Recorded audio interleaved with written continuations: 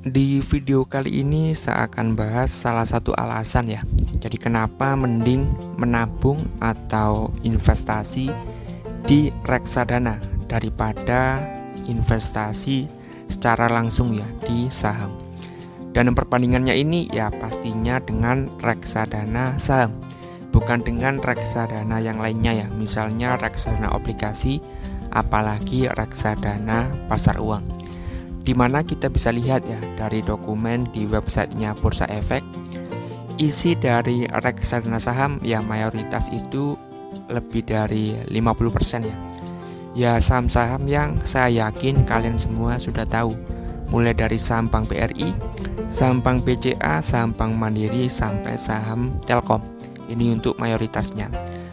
Jadi kalau kita bandingkan antara menabung di saham secara langsung dengan di reksadana saham, ya ini masih oke lah karena masih mirip-mirip.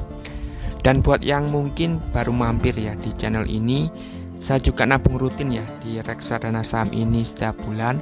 Kalian bisa lihat untuk update-nya, jadi setiap bulannya itu untung ruginya seperti apa, kalian bisa lihat di channel ini. Dan salah satu alasan ya kenapa mending investasinya itu di reksadana, kenapa enggak di saham saja. Karena di saham ini ya buat sebagian orang itu relatif mahal, apalagi kalau kita milihnya saham-saham yang bagus.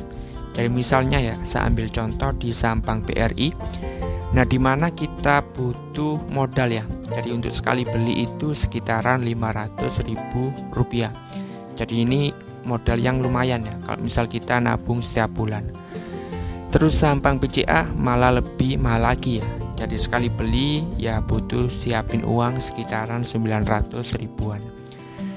Dan buat mungkin yang prefer ke saham-saham syariah, kalau dua contoh tadi kan saham-saham istilahnya yang enggak syariah ya, dari perbankan konvensional. Jadi untuk saham syariah misalnya perusahaan Indomie, nah itu malah lebih mahal lagi. Jadi sekali beli itu butuh modal sekitaran 1 jutaan.